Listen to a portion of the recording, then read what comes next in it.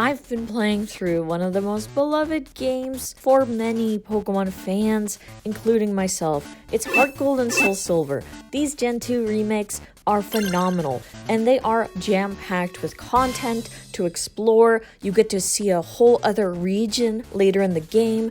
It's fantastic. But there are still some hidden details that even I had not picked up on until now, and I want to share some. You might already know some, but I tried to keep it to where most fans can jump in and hopefully learn a thing or two, or see something that they did not know existed before. From personal experience, there's a number of little things in these games that I just love, little details that really brings it to life. I did a similar video about little details that I love while playing through Ruby, Sapphire, and Emerald games. If you haven't seen it, go check that out, but let's go ahead, hit the ground running with HeartGold, SoulSilver. Let me just start rambling off some details I love that just enriched these games and made this playthrough wonderful. Now, I will also say that this features a lot of shiny Pokemon. You'll notice a lot of shinies in here. That's because I did a video as well about this. It's on the Cute Charm glitch, which is a unique phenomenon that happens. Then you can, heavily increase the chances of finding shiny Pokemon if you have a lead Pokemon with Q Charm. So that's if you were curious. But like I said, there's a video on that. Go check it out. And let's jump in finally to just these little things. And we don't have to start too far in. We're actually going to start at the title screen. So this is something I just learned. Jigglypuff. If you press Y and X and then the down button, you are brought to a mic testing page with a Jigglypuff. There, you get to test out your microphone that the 3DS would have, and you get to watch as Jigglypuff helps you check. Super interesting part that, I think I haven't seen it before until now, but there is this cute Jigglypuff here to test out your mic. If you need to. It even follows, everything. That's very interesting.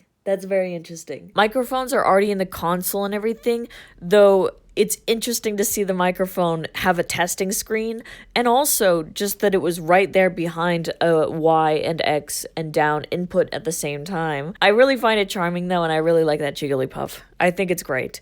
Have you seen this before? Because, like I said, I sure hadn't, and so I'm glad to put that on the list.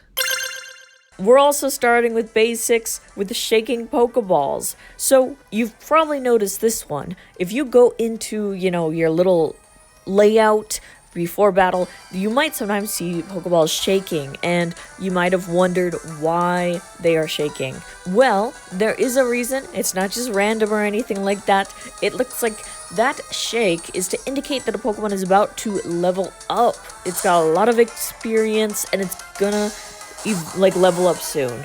And it doesn't necessarily say the next battle is gonna do it for them, or, this knocking out this current Pokemon is gonna do it, but it does just indicate who you should maybe swap into for battle.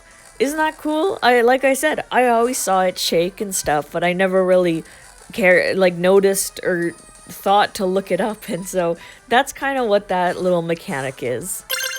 Another thing about the HeartGold and SoulSilver games is the day and night cycle. So this was a, Gen 2 messing with day and night. We even had our Pokemon themed on that at one point, and that was a big deal, and it is a big deal to the game. And HeartGold and SoulSilver definitely touches on that. There is an emphasis on all that stuff. One thing I really appreciate is a dusk time, it looks like. So you have your typical daytime and it's all bright, and then you have nighttime, it's pretty dark, and then you have this dusk period that looks really pretty and stuff.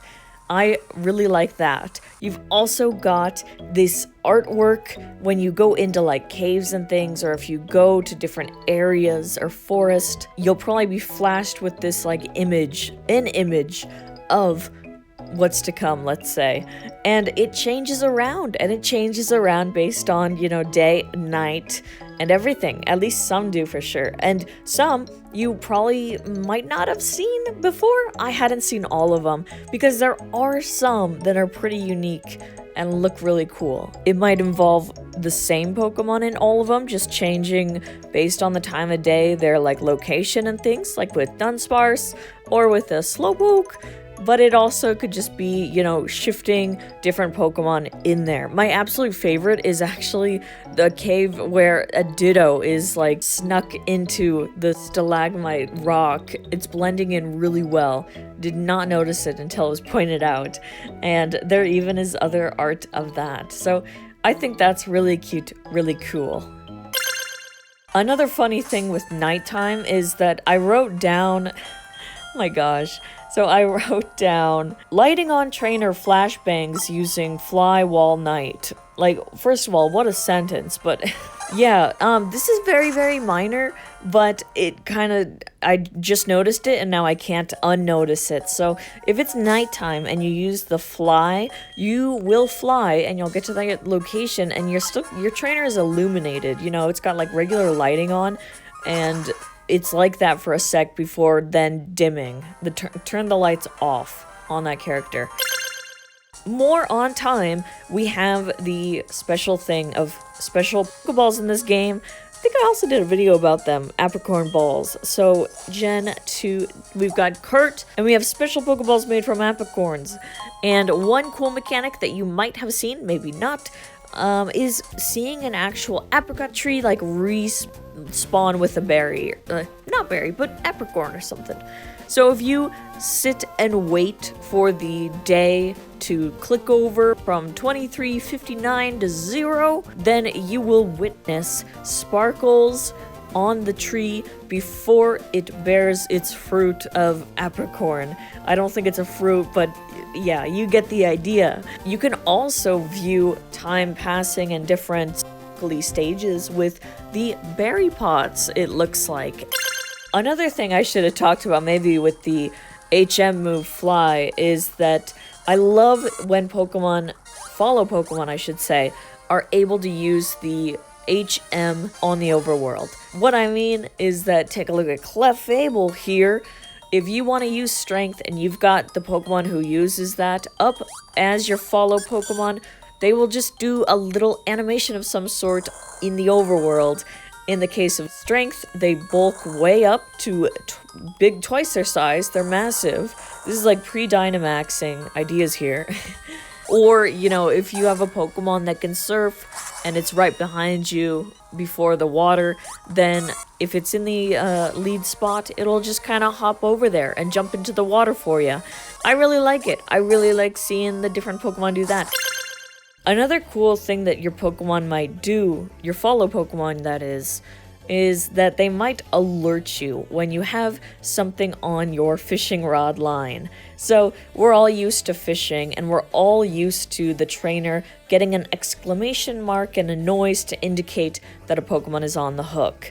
Man, playing through Ruby, trying to fish, it's kind of stressful because you have a number of A-presses to make. But here it's a little less stressful, but yeah, as long as you see that exclamation, hear that noise, you're probably set. But in some instances, you can actually see your follow Pokemon give the alert. It looks like it just kind of rarely does it, and it rarely will just display that exclamation mark. I think that's such a cute detail. I was trying to do it for myself, but I hadn't quite seen, and I bet it's kind of a rare thing, but it's in there nonetheless, and I think that's really neat.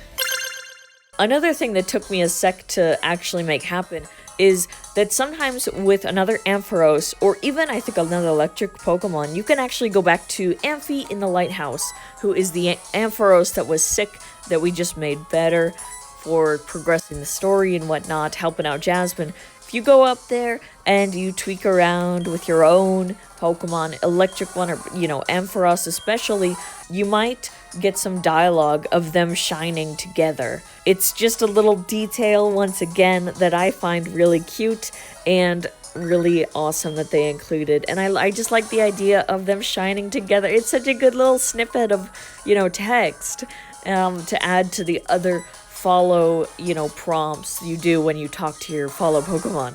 Follow Pokemon in this game are fantastic. I know everybody kind of knows it already, but follow Pokemon are amazing. Really love it. Really great. And this is just another example.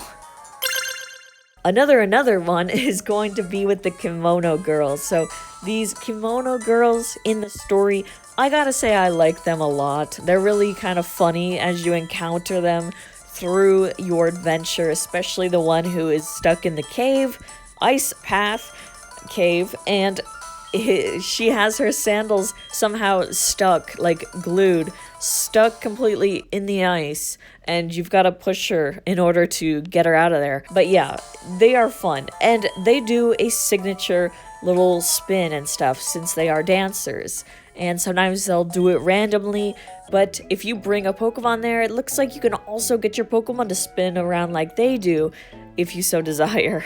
And so that's another little detail I like. That's another detail I like, and that's another reason to like the Kimono girls. I really like it. They're awesome. Here's a cool weather condition. You probably have heard of this one before, but it's Diamond Dust. And if you hadn't, well, it's what you can see on rare occasions or special days where the snow is replaced with this sparkling, beautiful looking diamond dust. It's different from the snow, and I think it's very pretty, and it's a bit rarer from the snow, but you can definitely see it if you're lucky, or on certain days, like I said. Man, another fun thing about the games that I got to experience and really enjoy was the big Team Rocket takedown of the radio tower, but specifically being able to dress up as Team Rocket and get the uniform briefly before that mission. So I really like that detail. It was a lot of fun. My only thing is that I wish we could explore further. We are trapped inside the city, which makes sense. They don't want players like going out and, well, at least one grunter character explains it as like scaring people, although you can definitely interact with people still in the city in your uniform, and they will react accordingly, it looks like. But no, if you try and fly, you can't do it. If you try and leave, your path is blocked. But that's fine. It's cool to experience it, even for just a little bit. I think so. Here's another thing that had to be pointed out to me. Chuck's waterfall thing actually has something I can't unsee. It's got a Pokeball pattern on it. If you look closely to the water, doesn't it look like it? Like I said, I had to see this for myself when somebody else had shown it, but oh my goodness, it's something I can't unsee. And now, hopefully, it's for you too, so you're welcome. Little interesting stuff. Lastly, if you play to the end of the game and whatnot, you are treated with credits, you're treated to an end screen and stuff, and it's all, in order and lovely. But did you know that if you stick around, there might be a music box ending for you?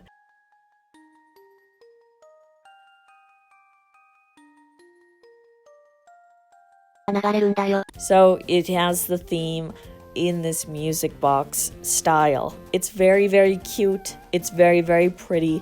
And once again, really cute and pretty and nice. Really awesome to include. I hope you had as much fun as I did in looking at all these little details that make the game so much more fun, or things that I just missed. If you come this far, I appreciate it so much. Don't forget to leave a like, it would help me out a ton, and if you like the content, feel free. Also, definitely subscribe if you want to see more in the future. I love talking about it. I also love hearing from you as well, so don't forget to leave a comment down below. And above all, thank you again for watching. I hope to see you next time.